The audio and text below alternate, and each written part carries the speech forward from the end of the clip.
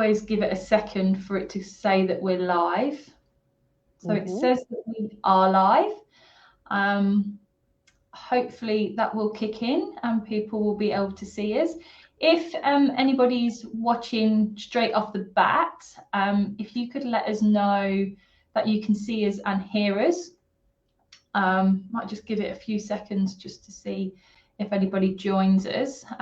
Hopefully we're visible and can be heard. It's always difficult to know when to start yabbiting on, because obviously if people join and then they miss introductions and things. I think there's nothing happening in the group. But I will start talking. There is 21 people have said they're joining us, but I know that it's difficult on a Saturday morning at 10 o'clock, especially if you've got children with other commitments. So it can be a bit of a tricky time, but often people watch the replay and ask questions after and things like that. So for those that don't know me, I'm Amanda from the Holistic Equestrian, and we're joined today. Dr. Penny Hawking-Richards has come to join us from Alternate Touch Equine Supplement Specialists, and she's going to talk to us about how we can support our horse's digestive system more holistically. So she's going to give us a bit of a presentation. And for anybody watching, and I will kind of repeat myself as people join us, if you have any questions as we're talking, feel free to add any comments or questions in the chat box, and we'll come back to them at the end or as we're going along, if it's appropriate. Penny, if you'd like to introduce yourself, that'd be lovely. Sure.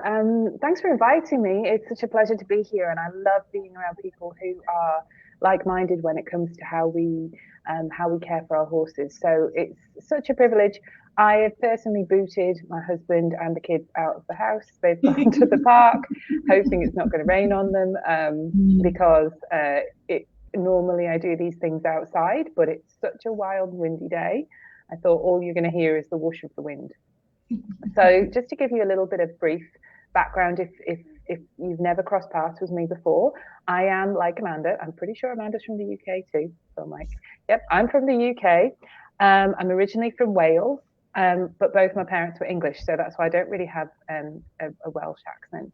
I did all of my studying in Newcastle in the north of England, and I moved here back in 2005 to work at the University of Western Australia, extending the research area that I was working in, which was basically to do with reproductive physiology in sheep.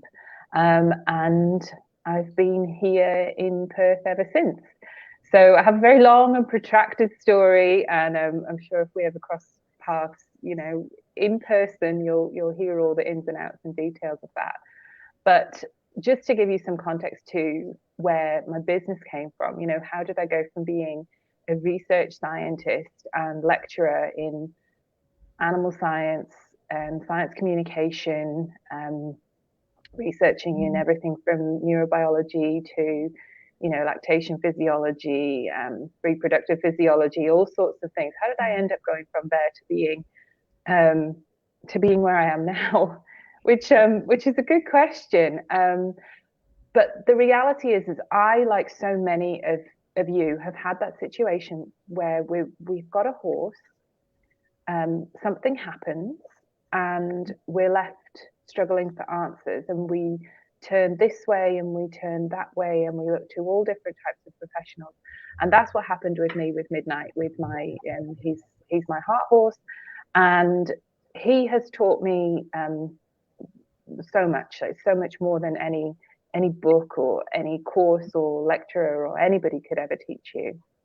And what happened was Midnight had a catastrophic accident. We came out after a storm like last night, if you're based here in WA. And I found him in the paddock. He couldn't move. He was just standing there. And I thought, oh my gosh, he's broken a leg. We found the gate. The gate was off its hinges. What we figured happened was he had slipped. He'd got himself under the gate, got his legs under, thrashed around until he got up. And then, basically just had seriously injured himself. So the vet came out. He didn't appear to have any serious, broken leg type injuries.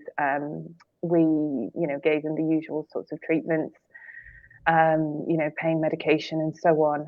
And after about 3 or 4 months, the vet gave him the all clear, said he was ready to come back into work. And I knew in my heart, in my gut, that he still wasn't right. But I didn't know what was wrong, and I thought I have to, I just was like, I have to stop, pussyfooting around.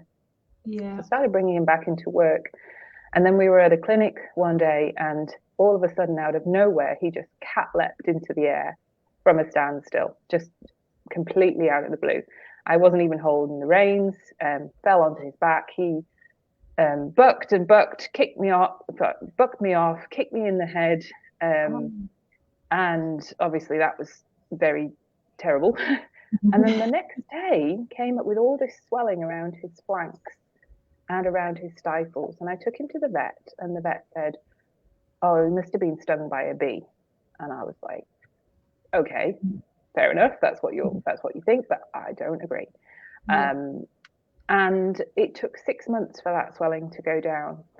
And that was the first part of our journey. And that's where I started to basically apply my scientific research mind. So I have 2 parts of my mind. I have a very scientific, very step-by-step, logical, hypothesis-driven mind. And I also have my intuition, my gut, my feel, my connection, my quietness, my listening to the horses. And those 2 things don't have to be independent of one another. So you don't have to be a person who believes this or a person who believes this. You can be a person who integrates the 2. And I believe that's where strength comes from, integration. So that is literally the grounding of most of my products comes from some issue that I will have had, researched the scientific literature, also looked at alternative therapies. I know Amanda does a lot with flower essences, and I think they're a wonderful tool. And quite a few of our products integrate flower essences as well. And that's where, by basically looking with Midnight and seeing how he responded and how he reacted to various approaches and various integrations of products, whether they be herbs or other different types of treatments, to bring together this really kind of holistic approach to our horse's health and well-being. And as I said before, it's an integration. It's an integration of that scientific rigor, but also not being stopped by that, not being stopped by just because it's not fully accepted doesn't mean it isn't true. Yes. Yeah. So that's a bit of a background as to where our business came from and pretty much like the ethos behind our approach. So what Amanda wanted me to talk to you about today is one of my favorite subjects, which is digestion. And the reason why I'm so passionate about it is because Midnight, as you might realize, is often the trigger behind many stories, had a lifetime of digestive issues. And I won't go into his story now, because otherwise we'll be talking about him all day. And but if you do go to the blog on my website, we do have a post about Midnight's story, so you can read a bit more about him. Because what I often find as well sometimes is that people can see their own horses in the stories that we tell, and that can help you to actually maybe look at things a little bit differently. But when we come back to our horses, what I want you guys to think about is, when you think about horses and how they have evolved as an animal, what do they do naturally? If they were in the wild and they weren't, in matchy sets trotting around the show ring and sitting in our back gardens being fed, carrots and various treats, what would they be doing if they were in the wild? And what they've evolved to do is to basically eat. They eat all day long, and what they eat is grass. And their gut has developed for basically to manage that. And so they produce the stomach acid all the time. So it's not just when they eat, It's there all the time because from an evolutionary perspective, they are designed to eat all the time. So what else, what else in the natural, dynamics of things are they used to doing? They're in a herd. So they're in a herd environment, okay? And they may stay in that herd for their whole lives. They have their friends and they have their hierarchy and they know where they sit and they know what to expect and they know who's going to be the big defender, and they know to be, okay, if that horse has raised its head, right, quick, let's run, we're all going to run away. They are prey animals. And it's very, very important when we think about anything to do with our horses that we think about where they've come from and that evolutionary perspective. Just because we've domesticated horses doesn't mean that we've changed their evolutionary blueprint. So that is something that is really, really important to consider when we're actually managing our horses. So let's have a think of what we do with them. How do they live in our environment? Now, Amanda's told me, a lot of you guys, you're not big competition people. So, you're not necessarily going off to the show, the show ring every weekend or going to training or having lessons with your coaches. But that doesn't necessarily mean that the horses aren't faced with quite significant challenges that are potentially going against their domestic, their evolutionary blueprint. The first one to think about is feed. So we pretty much all supplementary feed our horses. If you're based here in Australia, you'll know that we have, these seasonal fluctuations in feed availability. And, it blows my mind, like, coming from the UK where it's so green all the time, where we are in Barragap is on black sand. So it goes from being, a black sandy hole to seeing the grass shoots growing like within, 24 hours. It's crazy. It's like, I swear, if you sat there, you can just watch the grass grow. And it's amazing. And the horses are driven to want to eat that grass. What problems does that create? When they're seeking out that grass and the grass is really low to the ground, they're often picking up that sand. Yeah. And if they're picking up sand, that can create an accumulation in their gut. Now, that causes problems for a multitude of reasons, and it can potentially be lethal. But even in non-lethal amounts, it can be very painful, very uncomfortable for the horse. So even like my husband, he hates sand. Like our dog, we've got a border collie who's, a great big bundle of bleh and hair. And he comes in the house and he jumps up on our bed and leaves like sand. My husband loses his nana because he hates sand. He's like, if there's a grain of sand in the bed, I can feel it. Now you imagine that, but in the gut and on your gut lining.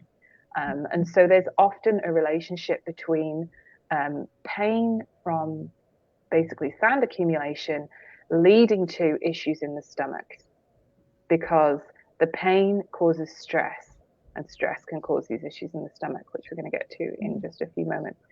So it's really, really important that, we take that into consideration. Now, most of the time there isn't enough grass unless you're very fortunate and have your paddocks reticulated the whole time, that they're not going to be able to have grass all the time, or they may not be able to have grass because they are laminitic prone, or they have equine metabolic syndrome, which is almost like it's a really interesting, almost parallel with the human population. It's almost epidemic proportions of horses with these metabolic issues, which in itself raises another question. Why is that becoming an issue? And a lot of it can come back to going, what are we feeding our horses? Now, before I had kids, I was like, I didn't think of myself as judgy McJudgy pants, but I was like, right, well, my children are never going to have, processed foods, and my children are never going to have, like snacks on tap, and my children are never going to watch an iPad. Well, once I had kids, all that went out the window, and I just do whatever I've got to do, like to survive. And so when it comes, even to looking at what we do with our horses, that's why we've had this like meteoric rise really in what I would call convenience foods for horses. So we have lots of pellets, we have lots of pre-made foods, pre-made combinations of things. And the whole marketing gist behind this is obviously to make it easier, because we are living in a world of just perpetual rush, and that's anybody's not anybody's fault. It's not under anybody's control, and it's not that it's a bad thing. It's just that we have to be aware of what it is that we're doing.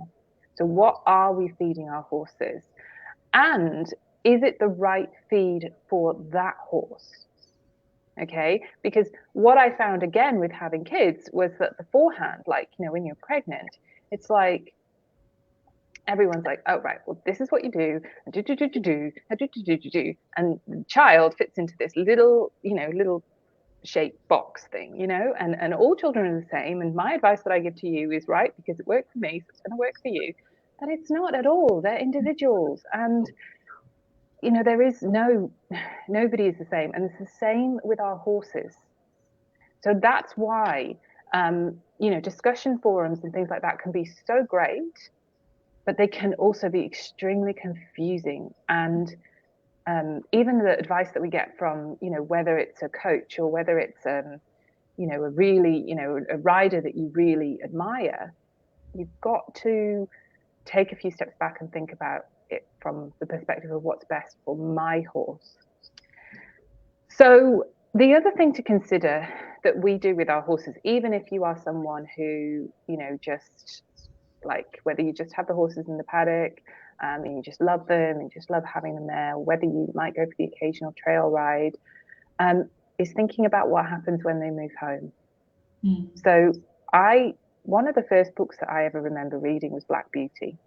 I was very young. I was very, very advanced reader for my age.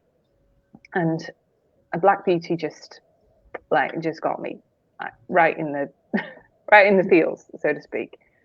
And I always think about that because we buy and sell horses a lot. And sometimes you're not buying them, you're just maybe rehoming them, you're getting a companion for your horse.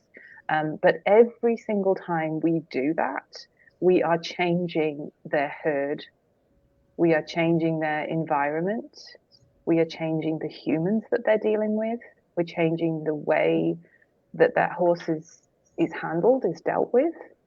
And all of that can be very challenging for any horse. And that's just what we really have to take a step back and look at. Because what often happens, people often come across, my path, and it might be like, oh, I've had this horse for 3 months, I've had them for 6 months. Okay, well, where did they come from? And what was the person before you doing with them? And how far did they have to travel to get here? So the horse market, polocross player by discipline, I suppose. And I know lots of people who've been getting their horses from over east because it's just not really the caliber or the market, or the availability.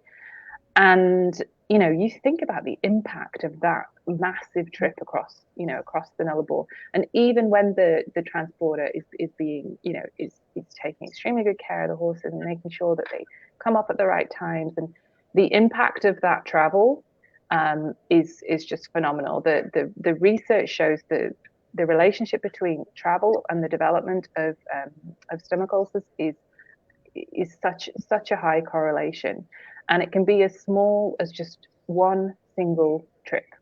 So to give you an idea of that, and again, this is a competition example, but I think you'll get the relevance, is they did a study. So they brought a group of basically horses, competition style horses, in from Spell, and they scoped them all. So they gastroscoped them, they looked in the stomach.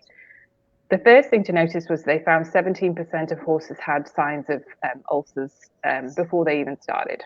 So certainly I come across lots of people that say, oh, my horse can't have ulcers because they've been on spell.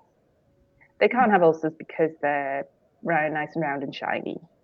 And none of that is true. And the research is there to support that.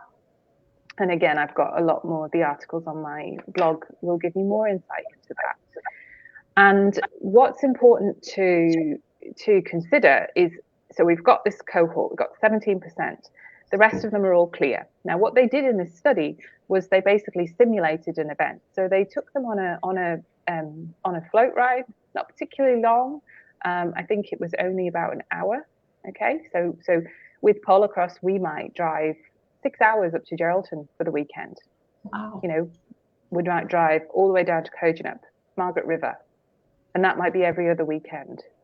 So a lot of travel, less so now with the fuel prices because nobody can afford it. But it's looking at that travel, right? So what happened? They then basically simulated an event. So they put them into a yard, they rode them just like, you know, moderate level of riding, and then they put them back in the yard, and then they rode them the next day, and then they floated them home. And the percentage of horses that had ulcers went from that 17% up to 60% from one single weekend away. And a big part of that is the travel. So even if you just trail ride your horse, maybe you float them, you know, like we do. We in summertime, we float down to the estuary and just float down there. You know, it's probably 20 minutes, half an hour on the float. I might go to my mother-in-law's place. She's got beautiful facilities. You know, I might go around there for a ride. That's, again, 20-minute, half an hour float ride. So it's important to consider the impacts of travel on your horse, even when you're not a competitive rider, because your horse most likely didn't walk down the road to get to your place. They most likely were floated. If you have to take them to the vet for one reason or another, you're going to take them on a float or a truck. If you're going to go out, you know, to go to the trail ride, you're going to take them on a float or a truck. So we need to consider the impacts of travel. And one of the important things with travel, it's not as well understood, is that what happens, or what can happen when they're traveling, is that what happens is we get like a reflux of material from the small intestine. So when they're traveling, the actual acidity of the stomach becomes less acidic, so more alkaline. But if you've ever, like when you were at school, when you handled, you know, things that were super alkaline, that can cause the same sort of damage to the mucosa as acid can. So it is in my opinion, it's a seriously under-considered cause of issues. And that's the same if you're traveling to see your coach or your trainer, or going to a Polocross carnival, or if you're just going on a float to go for a ride down the estuary or down the beach. Both are equally having that impact on your horse. So, okay, so the big question is, what does that do? What it does, you know, all of these things. So we put all of those things together. We've got dietary changes from just eating grass. We've got changing home, changing herd dynamics, changing environment, changing human, plus the impact of travel. What does that all do? What it does is it creates stress. And there is this, and it might not surprise you, if you're someone who has a sensitive digestive tract, like I do, when I get stressed, where do I feel it? I feel it in my gut. And it's not just a wishy-washy feeling, it's a physiological response.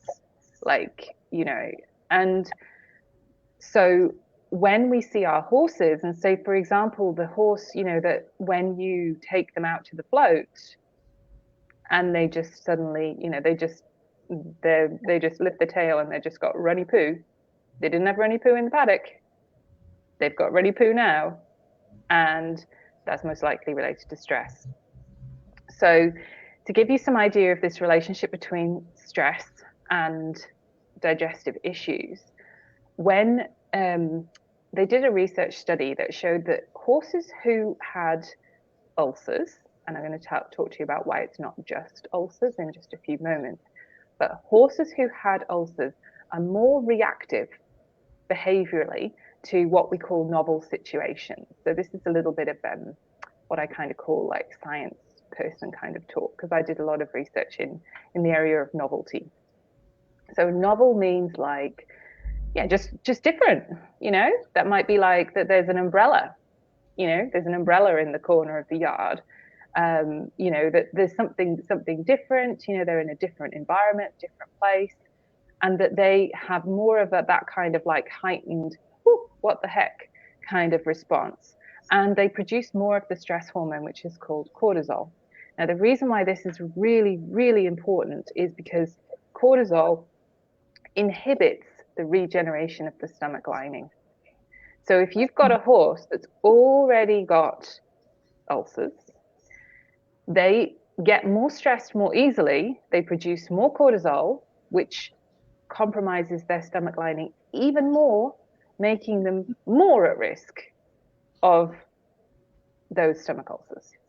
And so you end up with this like situation of horses who they're freaking scared out of their minds. They are scared of their own shadows. And I know, you know, you guys will have come across horses like that. And it's really important because the first thing that people do, and I have the same thing where people will contact me and they will ask me for a calmer. And I'm like, well, a calmer is one thing, but if you don't deal with the gut, you might as well just get your money, get a match, light it up. Might take the edge off it, little teeny tiny bit, but it's not going to fix that issue. And someone else might say, oh, it's this horse. They have got to learn. It's about exposure and it's about conditioning. And it's like, yeah, but have you ever tried to take on board any teaching if your mind and your gut is in pain? Because I can tell you, as someone who struggles with depression, anxiety, and gut issues, you can't do it. And our horses are the same. If you're fighting against your mind, and if you're in pain constantly, the likelihood of you being able to take on training, slim to none. And if they do, it's because they will become extraordinarily shut down. And you will end up with these horses that are just so sad because they're just not able to express how they feel for fear of repercussions. And, you know, and again, I'm sure that we've all probably come across a horse like that too. And often what happens with those horses is once you address once you address the gut and you address the mind, they ain't that quiet, shut down horse anymore. They might be quite little Miss Sassy Pants, you know, because they're finally allowed to express themselves and they're allowed to feel it. And so considering that intrinsic relationship between stress and digestion is such an important thing. It is not a case of throwing things at one end or things at the other end. You have to take that kind of combined approach. So going back to kind of what does that mean for us? What does that mean for us when we're actually managing our horses? Well, the first thing is to think about is this risk of ulcers, right? So even amongst pleasure horses, you know, which is what I would consider a lot of you guys might have, you know, which is where they're kind of, you know, they may be getting ridden, they may not be getting ridden. If they are getting ridden, they're in very light intermittent work. And even in a study, and multiple studies have backed this up, the incidence of ulcers can be anywhere between 40 to 60%, even amongst that population of horses. And, you know, and when we consider those things that we've been talking about in terms of stress and in terms of, you know, nutrition and feed changes and people changes and environment changes, it's not really that surprising. But it is a big consideration. And what's important to realize as well is that from amongst one of the cohorts, they had a cohort that had no signs of any digestive issues at all. No signs. So no sort of slightly underweight or a bit offy or slightly runny bum or whatever. And they still, that population had an average of 40% that had signs of low level gastric lesions. So the actual reality is that, you know, and when we start talking about, you know, competition disciplines, you know, I mean, endurance, the levels are anywhere between 80 to 90+%. Racing is practically 100%. Eventing is extremely high, probably around the 80%. And it is almost epidemic proportions. And a lot of that comes down to basically possibly the relationship between the feed and what the horse is actually doing, but also not addressing the digestion and the stress at the same time. So there are two different types of ulcers. Don't have time to go into a whole big ulcer thing, but one thing I want you guys to realize is that there's one type that can form when the acid splashes up. That's quite common when they're working. So basically, once a horse goes outside of a walk, their stomach size decreases dramatically and the stomach becomes highly acidic. So if you're planning to go out of a walk, you need to protect your horse's stomach before you ride. And the old adage of, you know, a dipper of lucerne is not enough. And even there's been a lot of information being circulated about, well, no, if you need to feed them this quantity of hay and blah, blah, blah, and the hay will create the float. Now, I'm not saying that that's not true, and it might be sufficient for some horses, but it comes back again to our convenience of our lifestyle. Do you know, when someone, you know, like if you're like me and I go on the occasional trail ride with my horses, and that might be all I can fit in, but I'm rushing, you know, like I'm kind of like, right, well, I've got to get from here to there and I've got to go pick the kids up and blah, blah, blah. You know, so actually being able to implement some of those strategies is not consistently, is not necessarily very feasible. And that's why we have our like digestive support elixir. So it's basically like something that you can syringe into the horse if they're off their food and they're fussy, or you're in a hurry and you're like, I need to get on the float, I want to make sure you're protected, I need to saddle up because I'm about to head out on my trail ride. And what that does is it actually is kind of a bit like, if you imagine like Horsey Gaviscon, where you see the advert where there's like the little kind of barrier, it forms like a gel when it reacts with the acid. So it reduces that acidity, buffers it, but it also forms that like soothing kind of gel. And it's a total game changer for midnight. I would never ever saddle any horse up without using it, because it's so quick, it's easy, we can mix it in a damp feed, and it just gives you a sense of peace of mind. It also just, you feel it in the horse that they're much more relaxed and much calmer when you're riding, even without having calm things in there.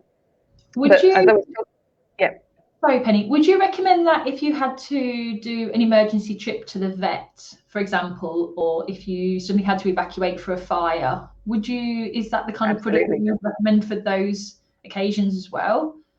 Yeah, I mean, the vets generally don't like you giving them anything if they're colicking, as a general rule. I personally still do. If my horse if I've got any signs of colic, the elixir is the very first thing that I will reach for. And I have avoided some vet trips because of using it. But with colic, as we all know, it is a life and death situation, you know. So that's something that in itself I always put in like a separate category. I kind of have a category for colic and a category for eye problems. Those two things are like definitely not to be what I would call, you know, kind of toyed with. But for something, you know, if you think the horse has like a kind of minor kind of discomfort, it's just something that seems to be very soothing for them. But if you were going for a routine trip to the vet, you know, or something, or they've got a cut on their leg, and especially if you're using anything like your non-steroidal anti-inflammatories like Bute, are very abrasive on the digestive tract, and they in themselves are very well established at causing lots of those issues. So we have the glandular ulcers, which are in the part of the stomach that produces the acid, and they are extremely difficult to treat. They also don't understand, even now, like even research that's being published back in 2021, so last year, and it takes, having worked in research, it takes at least a year. If you're doing really well, if you can get a study from completion to publication in 1 year, generally it's close to 2. So you're always, like it is an extremely long, drawn out, expensive process. I can tell you that much for nothing.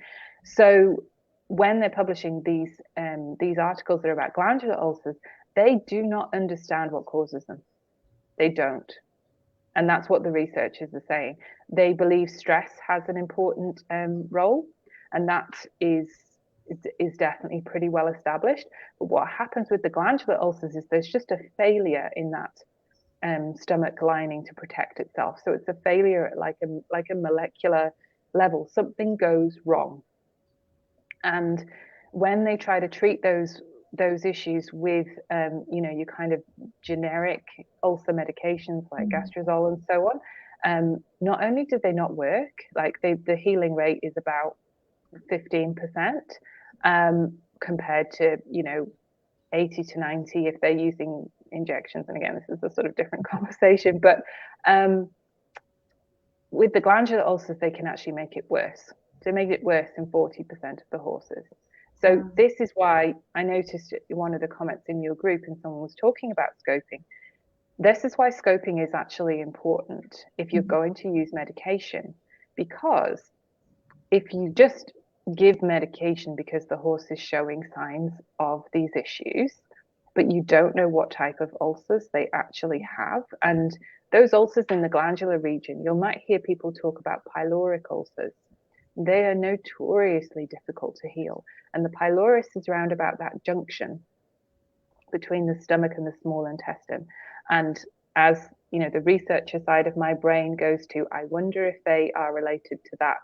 We talked about that reflux of that highly alkaline material, and whether that's related to why they're so tricky, why they're so hard to heal. But the long story is that it's not just ulcers, right? So I can't tell you how many people have come, and started using our products, and they'll be like, my horse is just not right. I don't know what's wrong. They're just not right. They're just not right. They're just not right. We've scoped they don't have ulcers. We've scoped, we've treated them with medication. They haven't got better. We've done another round. They still haven't got better. We've treated them, the ulcers are gone, but we've still got these issues. And you've got to remember that there's this whole other part of the digestive tract of the horse. So we focus a lot on the stomach, but what about the rest? And that's where the majority of the digestive process goes on. So what is the impact of those drugs on the rest of the digestive process? If you knock out that stomach acid and you knock it out for long periods of time, the food is not being affected in that place. What happens when that hits the hindgut? What does that do to the gut microbiome, to the population of bacteria there? What does it look like? And the reality is they don't know. And they don't know because studying the hindgut of the horse is extremely difficult. You can't get they're made of scopy thing that goes all the way down there. You can ultrasound and you can do post-mortem studies. But as research comes from doing high quality studies that have enough of a population to make a conclusive assessment of the situation. And it's extraordinarily expensive and very, very difficult. And it has to be funded by somebody. So that's one of the limitations. So we're in this kind of world where the world is still learning. So it's okay for us to question, because the people don't know the answers, and who knows, you might be asking the right question. Okay, so just to take away from that is it's really important to think that it's not just ulcers. It's not just splashback ulcers. We've got these glandular ulcers. We've also got potential hindgut issues. We've also then got the added factor of sand that comes into that. Often those things can, as we talked about before, they can come hand in hand. So it becomes this very complex dynamic. So the other thing to consider as well is that some horses are more genetically predisposed to digestive issues. So Midnight was particularly, I mean, I believe, you know, he'd had issues for a very, very, very long time. And he is still he's very susceptible. So I have to use that elixir that I was talking about before we go anywhere, or before we ride. And if I do that, fine. We haven't had any problems at all for like basically about 6 to 8 years. But I have to treat him with care.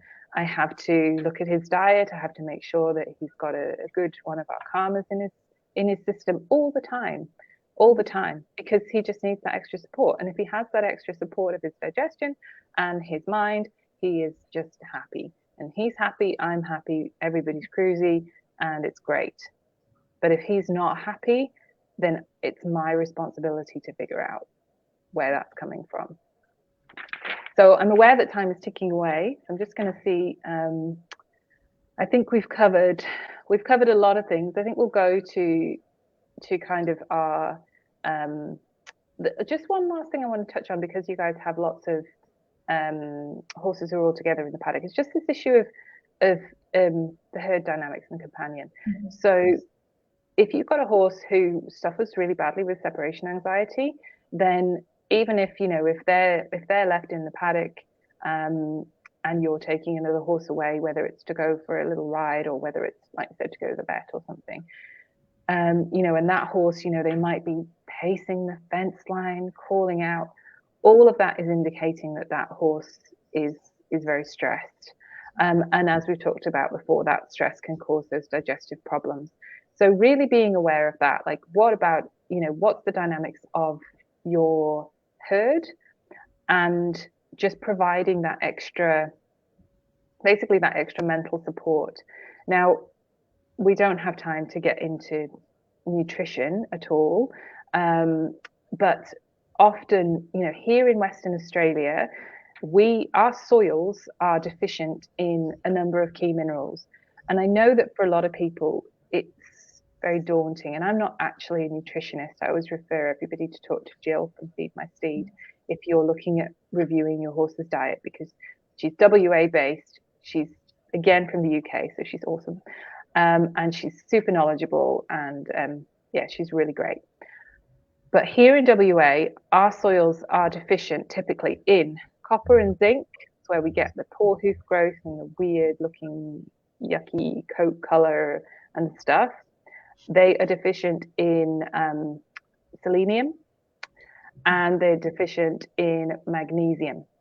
Now, magnesium is a very easy calmer. You do have to be aware when you're using it that you don't use too much. If you use too much, the horse can get a bit of a runny bum, so it's usually quite a good barometer. But the vast majority of the time, the horses may well be deficient in magnesium. Now, you know, you can go down the line of doing, you know, analysis of their diet and all the rest of these sorts of things. But again, in this busy world, sometimes we don't have time for that. We make a calmer that's called Magnesium Magic, and it's magnesium and it has a very high concentration of B vitamins. Now, I personally take a supplement that's called Tressos B, which is a general all-round vitamin mineral kind of supplement. And I definitely feel the difference when I'm taking it and when I'm not taking it. It's got very high strength, highly available B vitamins. Now, what happens with calmers, and especially with things like magnesium supplements, is again, you know, people get confused, or they might get swayed by the, you know, fancy packaging in the shops. Have a look at how much of the actual active ingredient is in there, because having just a little pinch of B vitamins, or just like, so we use B complex, which is a full cohort of B vitamins. It covers all of your bases. A lot of them will only contain vitamin B1. Now, while that's better than nothing, it can be quite overpriced for basically what it is. And often it's not enough. And because of the balance between not feeding too much magnesium and feeding enough, It's looking at that combination of the two. So our magnesium magic is something that I cannot run out of it, because my horses are like, it's like Jekyll and Hyde. So they're pretty bonded. They love each other. They are besties. When they're on the magnesium magic, I can go and ride the other one, ride them off the property, go around the corner, go here and there. The other one might call out, but it's not a big deal. It's not like it doesn't turn into World War III and the horse going crazy.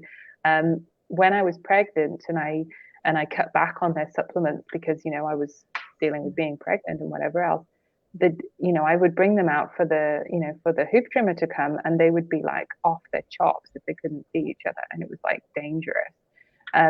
So it's a really, really good calmer.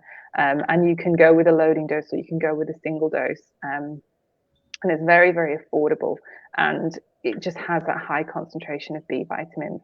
So just when you're buying any product, look at what's in it and how much of it that's in it, because it's very easy to stick a label on something and say that it's got this in it, but it's not necessarily got anything that's going to be doing any difference. And having that type of calmer combined with just a sort of maintenance digestive supplement can make a big difference for those horses that are just just in the paddock, but you want them to be relaxed in that herd dynamic. You want to not have them so scared of their own shadow that they might go and run through a fence, or they might hurt themselves, and or it can be very distressing. So just to summarize basically what we've covered today, and kind of give you guys some tools to take forward, is what do we need to do based on all of this? The first thing is that understanding is the first step to everything. So just understanding that there is this relationship between stress and digestion will help a lot when you're just working with your horses, and you're just going out and you're just seeing them, and just have a look at them, and just take a step back and look, do they appear stressed? And sometimes those appearances of stress, especially as we've talked about horses that maybe haven't been allowed to express themselves, they can be very internalized. So they might be, kind of like chomping, really chomping kind of at the bit, but just in like a kind of way. Look out for sort of stereotype behaviors. Just look at their general demeanor. Just because the horse is quiet doesn't mean it's not stressed. Having some sort of daily support for both their digestive system and their mind, if they need it. Not all horses need that type of calmer, and it can make them flat if they're already Mr. or Mrs. Cruisy. So look at, as we said before, look at your horse. But if they are a little bit edgy, or you think that they do, it can make a really, really big difference. And providing support at those high risk times. So as we've said before, that might be riding, anything above a walk. And that can be lunging, it can be under saddle, it could just be doing some groundwork with them. If they find groundwork stressful, like if they're kind of like a bit then it's good to support them during that time too. So anything that's causing any type of stress, changing locations, moving homes, like if you're moving house, or if you're getting a new horse in, really, really take very good care of them during that time period. And not just when they hit your place, so let's say that they're coming from Margaret River, you want to make sure that they're getting, say, a dose of the elixir and some magnesium magic, or we also do calming bars. Get all that into them before they get on that float to change locations, because otherwise you're fighting from behind. So always being on the front foot, always thinking about, okay, what might this mean for this horse, and especially just always supporting the gut and the mind, especially if the horse is anxious. But even, as we said before, even if they don't necessarily appear anxious, that can still be a thing for them. So hopefully I haven't left you with not enough time, but I do tend to, talk a lot. Yeah, no, that's great. Really informative and really interesting stuff. And I think for people watching, and this is just an assumption of I don't think the wider population realise that anything above the walk has such an impact, regardless of anything else, on whether you travel, whether you do this, whether you do that, anything above a walk, and there's impact there. So yeah, there's a lot of key points that may just get people's brains ticking a little bit, and what to look for and what to just consider when they're doing things with their horses, or expectations of their horses, when they're asking them to do things and they're not. Why not? And that whole gut brain going on. We all know how important it's not just it's a combination of everything. It's a wrapped up little bundle of stuff to kind of pick apart and figure out what's going on for each individual horse. I don't know if anybody is with us, if anybody's joined us, and if anybody's got any questions. I do have a couple of questions that somebody asked. So they were specific to their horses, which it's very difficult, and I'm sure Penny will agree, to give any advice to a specific horse with just a brief question without knowing any background and detail. And Penny's available if you want to have a bit more of an in-depth chat with her. But the first question was around stress from fireworks, gunshots, but also the high heat, which obviously is something that we deal with here. And I actually think the UK is about to go into a bit of a heat wave from what I've heard. So I do think it's becoming a problem even in the UK. I know we laugh when we think about it, heat wave. Yeah. But yeah, what would you recommend? I think the fireworks and the gunshots would come under the stress that you've kind of spoken about already, but is there anything different for if it's heat stress? Would you be recommending? Heat is a really difficult one, and the ever pending risk of colic is terrifying. So I nearly lost Midnight last year to an impaction colic, which was in the middle of a heat wave. Wow. So I mean, he fortunately made it through, but it is a very, very scary time. I think, again, coming back to that whole process of awareness. So really looking at making sure that you can quantify your horse's drinking is a really, really good place to start. So like making sure that you've got some way of assessing what they're drinking, also being prepared so that we don't, with our horses, their gut is not very forgiving. So whether it's a sudden kind of like change of feed, so, I think we're seeing quite a lot of that at the moment with the shortages that we're having, so, you can't go, go into the feed store and you can't get your favorite blah, blah, blah. And so they're like, oh, well, I'll get a bag of this instead. And the gut microbes take time to adapt, and that in itself can cause colic. So thinking about that, being on the front foot as always. So if you're coming into a heat wave, start really looking at how much they're drinking, what can you encourage them to do with drinking, to get them drinking. Now, I have both my horses are in their 20s. And as we said, we nearly lost Midnight last year. Now, my horse dentist probably won't be watching this, so I may be able to say it, but I do use molasses water to encourage that additional drinking, and in summer I will do that quite routinely. Now my horse dentist is obviously like, well, you shouldn't use molasses, but I'm like, if I don't make sure he's drinking and he dies, it doesn't really matter what his teeth look like. So it's a little bit of taking some of those things together. There are various other things that people do say. So again, it comes back to what we're talking about with individuals.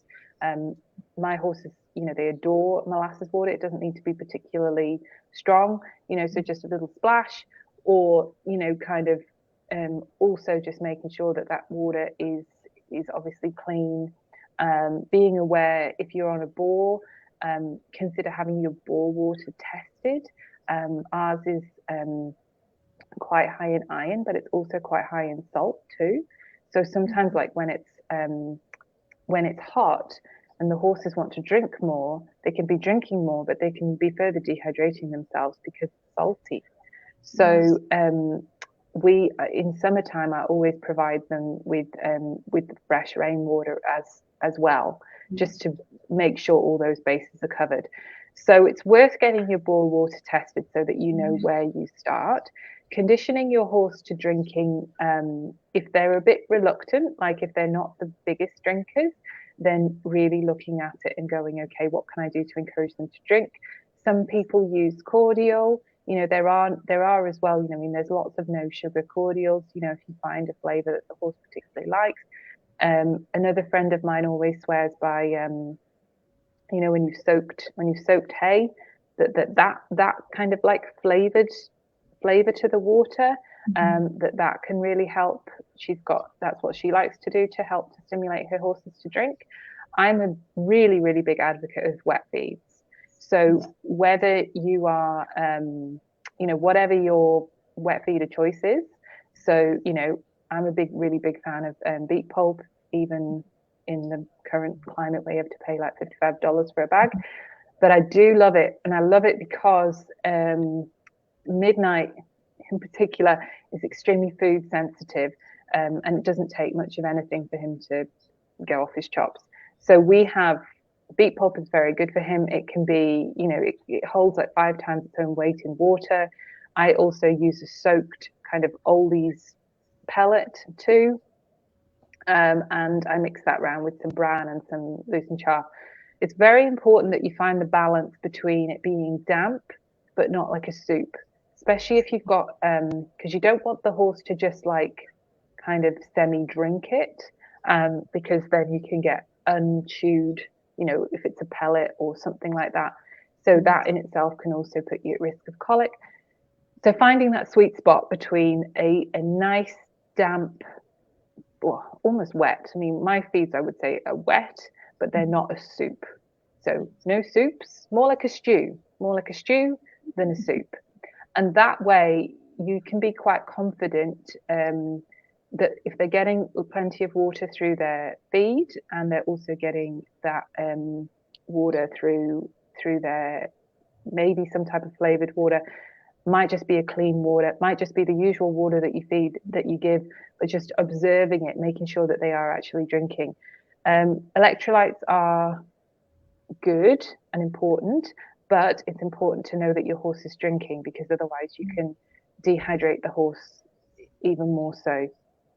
So generally, I will use some electrolytes in summer, you know, when we are having a heat wave. Also, just in terms of thinking about their what they're wearing, you know, a lot of us are quite, you know, attached to having them in sheets. And a study I stumbled across just the other day was comparing basically the cooling ability of, or the thermoregulation ability, based on different coverings. And so basically they're best off just being naked.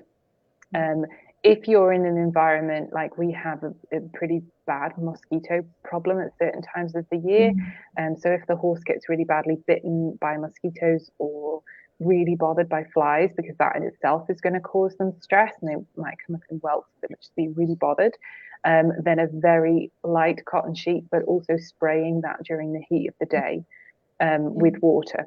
That actual process of that cooling down can help to cool the horse down too. So in terms of the kind of the stress side of it, really it is just about getting as much water into them as possible, but always think of everything with our horses as a, you know, a gradual change. So if you know that that's coming, if you know you're going into a heat wave, start working on it now. You know, just start working on just making sure that, you know, and any feed changes need to be done gradually, you know, over a good 2 to 4 week period. So again, if you know that there is potentially going to be a shortage of X, Y, and Z, just either be making sure you've got enough, or start maybe lowering out that food gradually and building another food in gradually, but always observe your horse, observe their behavior, observe their manure if you can, and that will just help you to keep that kind of level awareness of what's going on with them. Yeah, perfect. Thank you. And the other question, again, this was around the winter spring grass and the growing phases. And this particular horse has been on bute and antibiotics. She doesn't say why. But she's actually asking for suggestions. I can read out the whole thing, but it might be a bit more specific in terms of maybe needing to have a chat directly with you, Penny. She's just saying, I have a horse that in winter, spring, when the grass is in the growing phase, he gets diarrhea. This has only been since a few years ago when he had to have a long course of bute and antibiotics, which I feel unsettled his gut flora. So that might have been the catalyst for that. So he's currently on a cup of psyllium for 4 days each month to help flush any dirt or sand. Tried Formex, Fabi, Apro and Probiotic, Bio Sponge under vet advice, slippery elm bark, and now he's on digestive EQ.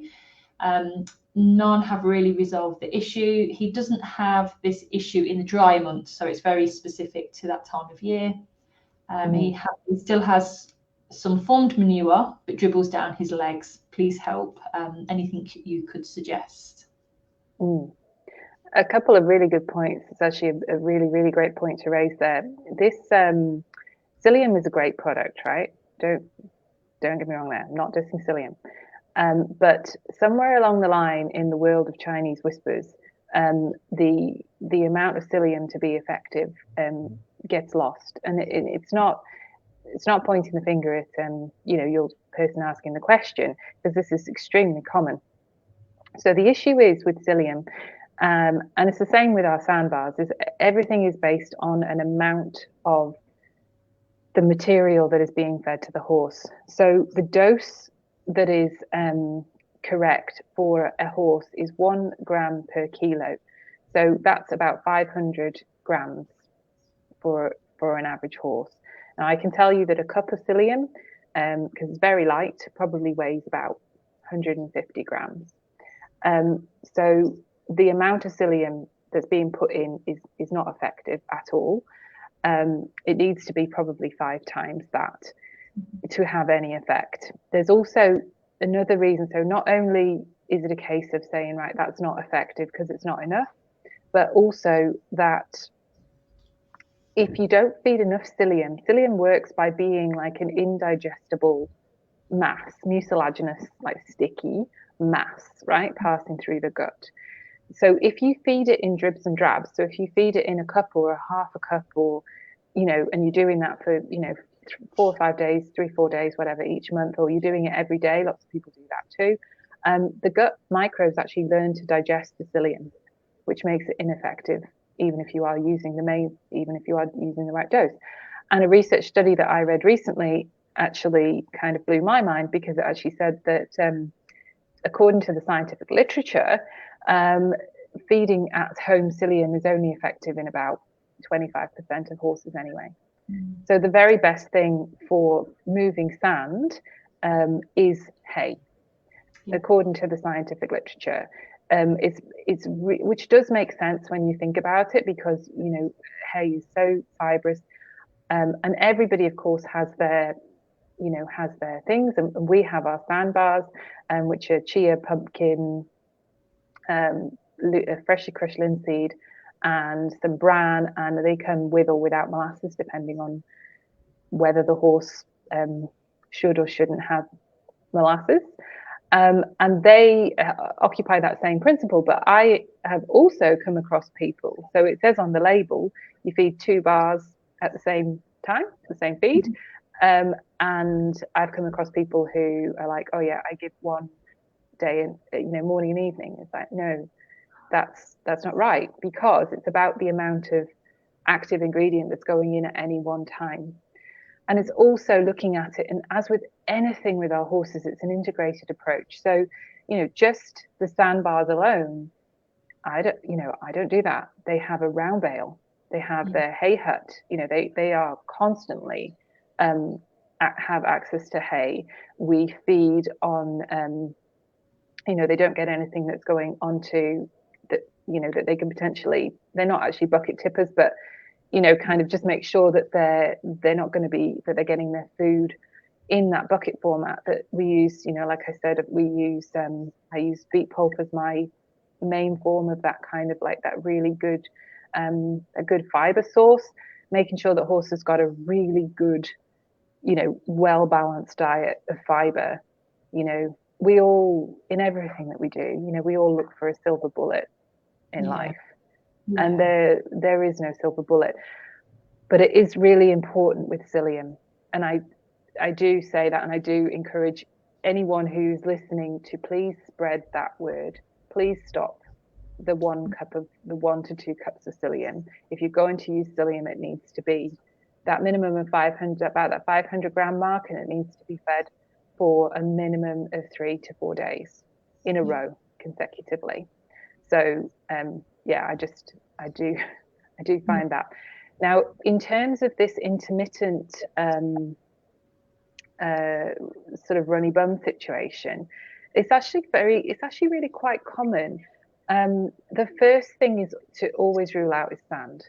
So the psyllium approach that this person in particular is taking is probably actually not having any effect. So it could still be that sand could be the issue, because it's often a cause of that kind of like that irritation, that kind of runny bum situation at those times of the year. In terms of it being kind of seasonal, if the gut microflora is being disturbed by that change with the antibiotics and the bute and so on, it's really looking at going, okay, so wanting to just support the gut as a whole. And that's where our digestion bars are basically designed to do that, to support the gut as a whole. And they can be something that just seems to reset and rebalance the digestive system for a lot of horses, especially when they've been through that list of going, I've tried. Sometimes a course of digestion bars can just be the thing that just resets them and just gets them back on course. It could also be, that this horse just needs some extra support during that particular time of the year. But I would still probably have a concern about sand, simply because that psyllium strategy is not likely to be being effective. So I think if the person was able to, getting the gut x-rayed for sand would be a really good idea, because really x-ray is the only way to determine if the horse actually does have a sand burden. Listening, it can give you an indication, but it doesn't really give you any sort of quantification, which so if it's a concern, that can be a good place to go. But the digestion bars are something that I developed after Midnight's ongoing digestive issues, and what they do is they help to buffer that stomach acid. They've got ingredients in there to support healing, to support to reduce any bad bacteria, which can sometimes be causing havoc through the gut, also to reduce inflammation, which again can just be almost like an IBS type situation for lots of horses. And then they've got prebiotic support in there too. So we tend to find that sometimes for those horses where you're like, it's an issue, there's some sort of digestive imbalance, but we don't really know what it is, the digestion bars can just be the thing that just resets them and gets them back on the way. And my question is around your products. So they're all natural sort of herb-based type things. You don't add in extra fillers and those kind of things. So in reference to like the digestive bar, what kind of things do you put in there? It's a really good question. So basically everything in all the products is generally there for a reason. There are some things, like I said, some of them have a bit of molasses in there for a bit of flavor, but everything is there for a reason. So with the digestion bars, I came across, I I'd had this ongoing issue with stomach ulcers with Midnight. We seemed to resolve that using an aloe gel. This is back in 2008. But I had to keep him on the aloe gel all the time. And the way that obviously that was very expensive. If I missed even just one dose, his behavior would change, literally. And after about half an hour of being on it, he was okay, but he had to stay on it the whole time. And, you know, this was probably went on for like 4 years or so. And he also just was still never quite right. When we went away to events, he would still go off his food and wouldn't eat properly. And he was still a bit, you know, I kind of knew it was just kind of an underlying issue sort of going on. And I started researching and learning more about ulcers, certainly in terms of the causes and also in terms of the treatment. And I was quite alarmed by the common use of these drugs, the medications and so on that just knock out that stomach acid. Because the first thing that came to my mind was like, well, if you knock out the stomach acid, as I said before, what happens to the rest of it? They need the stomach acid. As we've said before, the horses have evolved to produce stomach acid all the time. That's for a good reason. So if you knock it out, if you stop the production of it, what impact is that having on their digestive system as a whole? So I really thought, you know, there's got to be a better way than doing this. So one of the main things that the reason why they have these medications that knock out the stomach acid is because they have this story of, you know, no acid, no ulcer. Okay, so they profess that you need to have, you know, the only way for an ulcer to heal is if you knock out the acid, which makes sense. But the issue with that is that you still have horses where the ulcers don't heal, even when the acid has been knocked out. You know, so there's plenty of horses that don't respond to medication. So what's going on there? And all the drugs are doing is knocking out the stomach acid. There's nothing there to support the immune function, to support healing, to support the rest of the gut. In fact, there's not even any research that's been done on the long-term implications on the gut. They're starting to get there now. You know, the team over in Queensland with Ben Sykes are starting to ask those questions in a recent paper that was published last year in 2021. So they know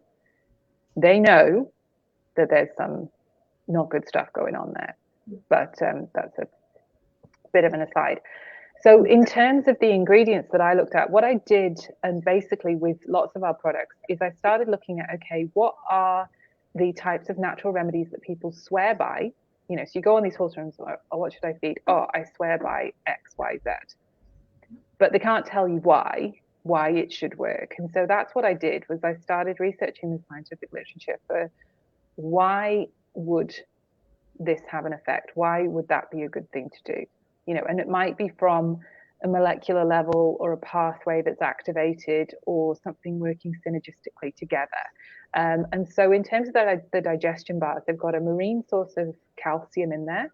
So what that does is that helps to reduce the acidity. So we're taking the stomach acid down to be less acidic. But they also have an active ingredient in there that's called chitin, which is what makes up kind of like exoskeletons and stuff like that. So that's part of the marine calcium. And what that does, the principle behind it is very similar to a drug that they use, which is called sucralfate, is that the principle is that provides like a protective coating. So if there are any lesions present there, it's going to protect them whilst they're healing, you know, or they're giving that opportunity to heal. So that's the principle, and that's based in Chinese medicine. So this particular marine calcium is used routinely in Chinese medicine for dealing with ulcers and digestive upsets and so on in people. We also have dehydrated cabbage. So cabbage, you'll find in a lot of digestive supplements that they'll have an amino acid that's called L-glutamine, which is one of the active ingredients in the cabbage. But as with so many herbs and other things, you know, the whole is so much more than its parts. It's never, you know, the pharmaceutical companies always just want to strip off the X, you know, that they can put in a pill and sell. So with cabbage, there was a study done, and this was in humans, but they found that the people that received the cabbage juice in this situation They took the time taken for ulcers to heal in those humans from an average of 40 days down to an average of 7 days. Wow. Just by feeding this cabbage juice. And of course, we have to always remember, extrapolation between species is something that we need to consider. But it then makes sense that you come across these people who say, yeah, I find cabbage. But again, it's knowledge, because you don't just go out to the paddock and give your horse a freaking cabbage, right? Because if you do that, you're very likely to end up with them having gas colic and potentially ending up at the vet or worse. Yeah. So it's about understanding, and again, it's thought that there are various different things as well as the L-glutamine.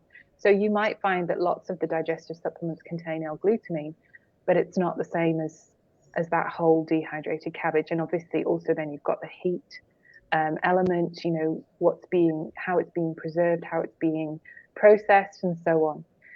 We also have in there freshly crushed linseed. So as you know, linseed is an amazing source of our omega-3 oils. They are anti-inflammatory, but they are very, very what we call volatile. So they don't stick around for very long. And that's why our bars are so special, is because basically the linseed is the last thing that's added, and then they're frozen, and then they're vacuum sealed. So it keeps everything nice and snug, and it keeps the integrity of the ingredients, which is super, super important. So again, if you go and just buy something in a tub, do you know that the whatever is still active? Yeah. Will the manufacturers tell you that? They don't care. Realistically, they don't care. You pick up the tub and it says X, Y, and Z. The question is X, Y, and Z still working when it's in a tub? And that's one of the reasons why we specifically, make the bars and seal the bars, because then, and the bars then have to be frozen. They have to be stored appropriately, to keep those ingredients fresh. Now, they also contain blackcurrant cordial. Now, this isn't just as a flavoring. It's actually based on the science behind the role of basically berries and currants in addressing bad bacteria. So I'm sure, you guys have probably heard about, you go to Bali and you get barley belly or whatever, and everybody's like, yeah, you drink some red cordial. Now, the main issue that we have today is that red cordial doesn't actually contain any raspberries anymore. So it's actually kind of doesn't quite have the same effect.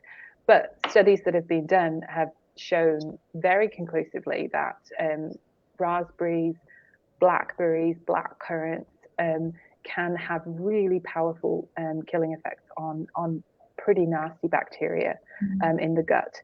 So that's the role of that particular thing. It also has the advantage, obviously, of having some flavoring. And it is one of the few products out there that actually does still contain, 30 to 40% of actual blackcurrant juice, So, as I said before, lots of things get lost in Chinese whispers, certainly in the horse world. Oh, I suppose it's not really just the horse world, really, it's everything. They also contain pepitas, so that's pumpkin seeds. Now, I found this when I had a horse with stifle lock. Everybody's like, yeah, pumpkin seeds. And I started looking, okay, well, why? Why are pumpkin seeds supposed to be so good? And it's because they're very high in a substance that's called nitric oxide. Nitric oxide is really good for boosting blood flow, and it's really effective at promoting those healing pathways as well. So you're bringing the blood into that area to help support the horse. And then they have sweet potato. So sweet potato is a brilliant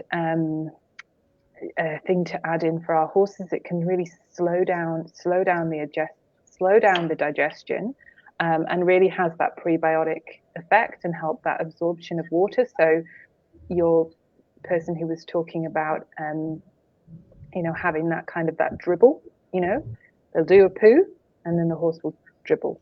Now, adding in a sweet potato a day can sometimes really make a big difference to that horse, because it's slowing down the digestion, increasing and boosting that water absorption.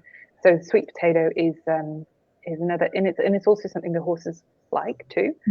So it does have that benefit in the bar format.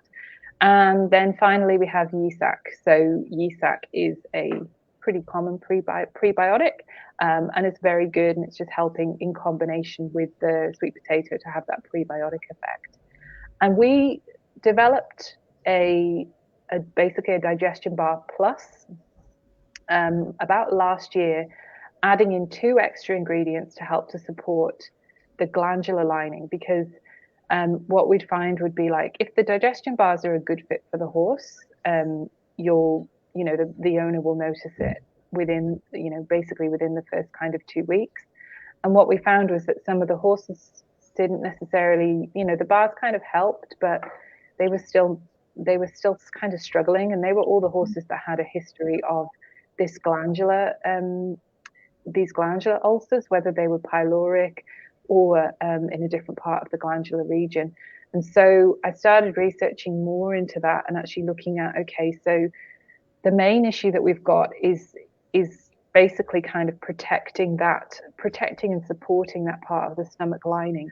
So those bars have 2 additional ingredients, which is pectin and fenugreek, which both help to support that glandular stomach lining by producing that kind of like jelly mucilaginous sort of effect, which can just be soothing and protective of that particular glandular lining. And we've had some really great results with those ones. So generally we have our normal digestion bars, and then we have the digestion bars plus, depending on the history of the horse, and also what kind of level of stress they're under. So if they are particularly stressed out and anxious and scared of their own shadow, often that can be an indicator that they really need that additional extra support, because stress and the glandular issues are more pronounced. Yeah. And you make all your products yourself? You don't farm things off to other people? It's all done by you? What your team, kind of what's happening and the production line and all of that kind of stuff. Yeah. We it is currently just me, and I'm desperately looking to employ somebody, because it becomes a lot. But yeah, everything is made and weighed and mixed and doesn't leave here without making sure that everything is done properly. Yeah. Because the amount of the active ingredients in all of the products, which is so important. And that's what I encourage people to do is really do your research as well. Look at what supplements that you are giving. Have you noticed a benefit of them?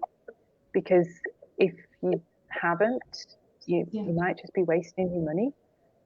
Sometimes we just like to sort of feel like we're ticking a box, but it's a bit like looking at it and going, if there's still some issues there, if there's things that aren't quite working for you, or why are you feeding that? Because I think, especially as we all have to tighten our belts over the next few months, it's quite a good time to actually do a little bit of a stock take of, what am I doing? Why am I doing it? Am I doing it just because somebody told me to do it? Or the next door neighbor said they thought it was a good idea, and just really looking at, okay, well, what's the best, what's best for my horse. And definitely when it comes to your nutrition, dealing with and getting in touch with someone like Jill from Feed My Steed, she can do a bit of a assessment of what it is that you're doing, what might be not necessary, is there better ways that you can do things, because nutrition plays a huge role. Yeah. So for people that are watching or watching the replay, where can they go next if they want some more information on your products, or if they actually want a one-to-one chat? Do you offer consultations? Can they email you? What do you have available? So we basically go to our website, which is www.alternatetouch.com. We've got a contact us form, so you can contact us through there. It's usually best to do that rather than just ringing me like off the bat, because obviously I have 2 small kids and I'm usually up to my arms in Barmix. So if you do that, then we can coordinate definitely to have a chat, if that's going to be the easiest thing to talk about, you know, what's going on with your specific horse, which generally does help, because then I can kind of find out, you know, a little bit about the history of what's going on. Our email address is also on the website, so you can just email us direct through there, or the Facebook page. It's just, you know, Alternate Touch on Facebook, and you can always drop us a line through there as well. And I'm always happy to talk to people about their horses. As with everything, you know, we're not vets, so we can't be diagnostic. So it's really important to remember that, but we can certainly give you perspectives and give you directions on which products might be best for your horse. We also, on the website, we have a little supplement solutions quiz that you can do, that you can go on and answer some of those questions, and that can give you an indication of which products might be a good combination for your situation and your horse. Yeah, perfect. All right, okay. Thank you so much for your time, Penny. You're welcome. And I'm sure that you know, there might be some other questions kind of come up along the way. I know you're in the group as well, so I'm sure if anybody makes any comments that you know, if you have the time and you're available, that you know, help where you can. And I will also I'll add your information as well for the Facebook page and your website and things, so that people can easily access those, so they can get in contact with you if they wish to do so. Sure. Thank you so much. Thank you. You're welcome. All right then, guys, I'm going to finish off there, as I don't think there's any other questions or anything. Like I say, get in touch with Penny if you'd like any more support.